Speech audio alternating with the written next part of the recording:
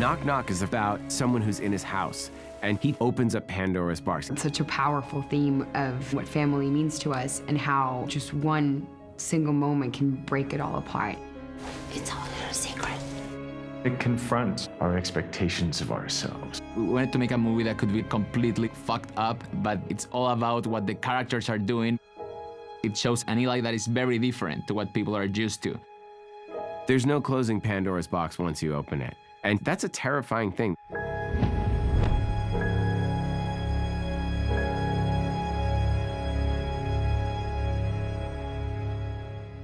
Colleen Camp, who's a friend, told me about a movie where she had a threesome with Sandra Locke and Seymour Cassel called Death Game that got sort of a tiny drive-in release in the US and a huge release in the UK and is sort of lost and obscure and is unreleased anywhere. And I saw the film and I loved it. I've known Eli for 23 years, and he was obsessed with some of the movies that I did, like Ebony, Ivory, and Jade, or Smokey the Bandit 3, and he loved those movies. And we decided that we wanted to do some films together. I got these amazing texts from Eli about how he thought Death Game was an extraordinary film, that this was a quintessential 70s film, and that it fell into the category of a thriller that was what if. The 70s sexual thriller is almost a lost art form, and really Adrian Lyne took it to another level in the 80s with Fatal Attraction, where one character makes one bad decision and what it turns into. I know this is gonna sound weird, but could we maybe throw our clothes in your dryer just for like 10 minutes? I loved the setup of this guy and these two girls and this one thing that you do that ruins your life. And so what Eli thought was interesting is if you updated it with the kind of media frenzy today, the use of Facebook, the use of texting, the use of everybody wants everyone to know where they are every 5 minutes. And what's interesting is how Eli was able to kind of capitalize on that idea and extrapolate from these other films and I think do a wonderful movie. You know, you really should be more careful with Facebook. If you don't log out, someone could do terrible things with it. All of my other films are so violent. After The Green Inferno, which I think is the bloodiest film I could possibly do, I thought, where do you go from there? And I remember Peter Jackson, after he made Dead Alive, he made Heavenly Creatures. And I wanted this to be my Heavenly Creatures, that transition movie where you can have the same amount of tension, but instead of chopping off arms like I did in Hostel, we're chopping off the arms of statues.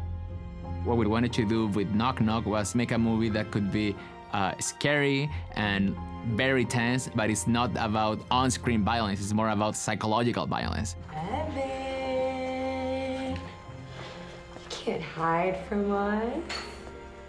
This is a movie where Eli can't hide himself in VFX or anything else. It was all about, directing actors. I'm always interested in directors that are making kind of shifts in their career because I think it takes them out of a comfort zone.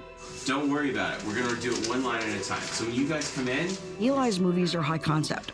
If you look at Hostel or Cabin Fever, but they're more concept driven, but this was more character driven. You have to be so compelled by the characters.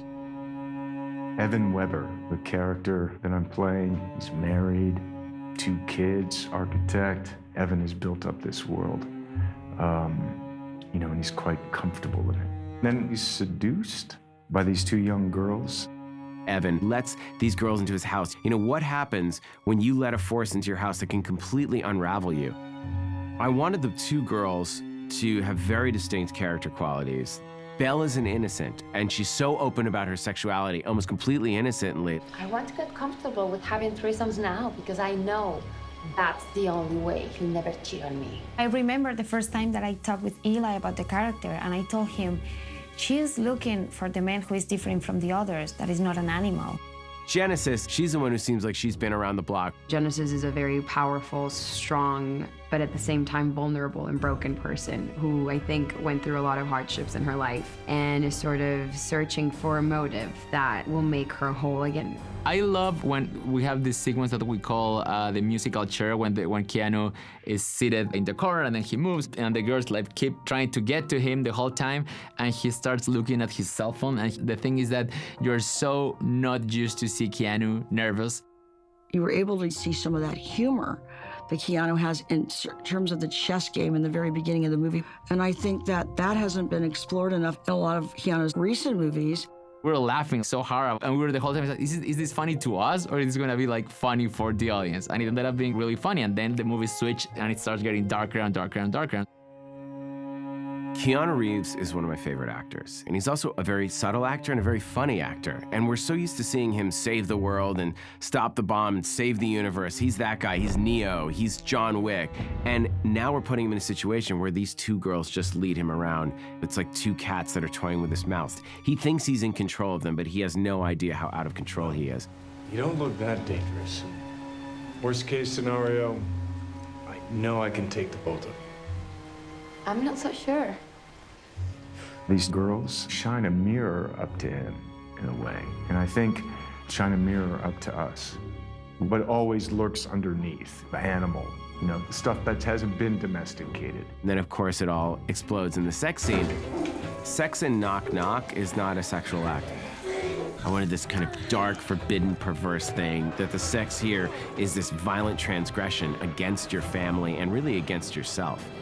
I didn't want to make a movie where Keanu is a bad guy for having sex with these girls. I want the audience to make the decisions along with Evan Weber. Whoa, stop.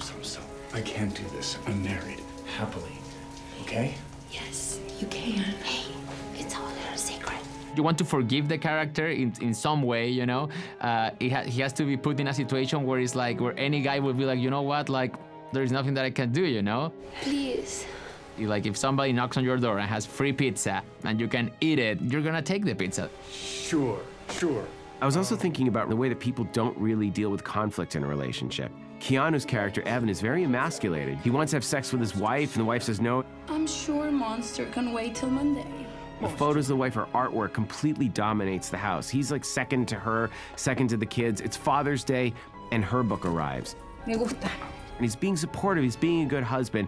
Then he has to work, he can't go away with them, and instead of staying with him, going, no, we'll stay with you, they leave him. So everyone is culpable. Genesis and Belle are two girls that come from a very troubled past, and they believe that all men are the same, that the photos of the family on the walls, the wedding ring on the finger, all of that is just window dressing. What we come to learn is that the girls have played this game before, have had this situation, have created this situation before, and that all of the men who have come before me have failed the test. How many family men have survived this game? None. Correct! They're looking at this kind of pristine life that on some level they're jealous of. It's almost like, what is the pain that these girls feel? What is the thing that motivates these two women to take something out on somebody? Why did you do that to me? Why? Belle is a traumatized girl who was sexually abused when she was a kid. So now basically she is looking for the man who says no, but she can find him. So the way she finds to take revenge and give them this kind of moral punishment is this game that is a torture. Please stop! So for an actress, this conflict is a gift. Ana de Armas was this fantastic discovery by my producer, Colleen Camp. When I saw Ana de Armas, there was something about her, the juxtaposition of somebody who's very young, that had a vulnerability. There was kind of this innocence to it. You just go, oh my God, she's so incredible. Ana does this thing where it's expressed in her eyes and in her body and in her smile and in her movements, and you can't take your eyes off her. And she does such a great job of luring in Keanu. And then when she turns, even at the end when they're about to crush his head, she goes, do it. It's really, really scary. No! 1, No! 2, do it! No! No! This game they play, it's their only way of sort of dealing with what they had to deal with growing up. This is what happens when you break the rules of the game, Evan. And Belle, who's the love of her life, her partner, not necessarily romantically, I think, they're almost like sisters, and they have each other, and they have nothing else. She seems like she's controlling Belle, even though it's a game that both of them play. Ignore that asshole. He's not an asshole. He's my daddy. Lorenzo and I met working on Aftershock, and I wrote Justine in The Green Inferno for her. And I really wanted to write a character that was very, very different for her, where she could show her range of being the sweet, nice girl to this evil, sadistic someone who just takes out all the pain in her life on some poor, unfortunate guy who made this mistake. What's most incredible about Lorenza is that English is not her first language either. She had to learn English when she was 12 or 13. So coming from another culture, she's made such observations about Americans, about the way they behave, and really has this complex inner world from her childhood in Chile. So she really understands the character from all sides. And I wanted to write something that was kind of a badass, that was a little bit psychotic and a little bit dangerous.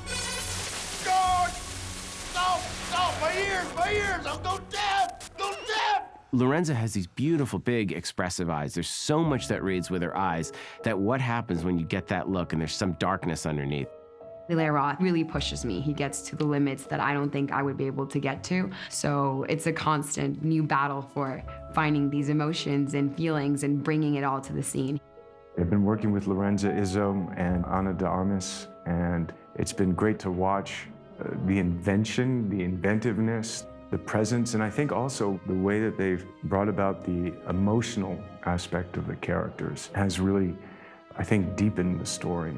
The chemistry between Ana de Armas and Lorenza Izzo is what makes the movie work. It was the chemistry with all three of the actors, the sexual chemistry, the comedic chemistry, the tension between all of them. This movie does not work unless you have that perfect balance of actors. You're sick. You like what you see?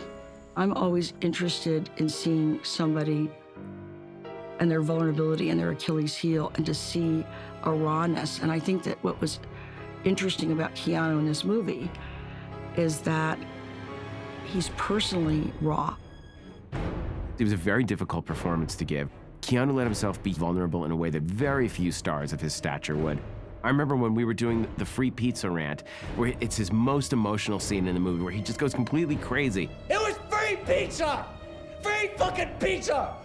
It just shows up at my fucking door! What am I supposed to do?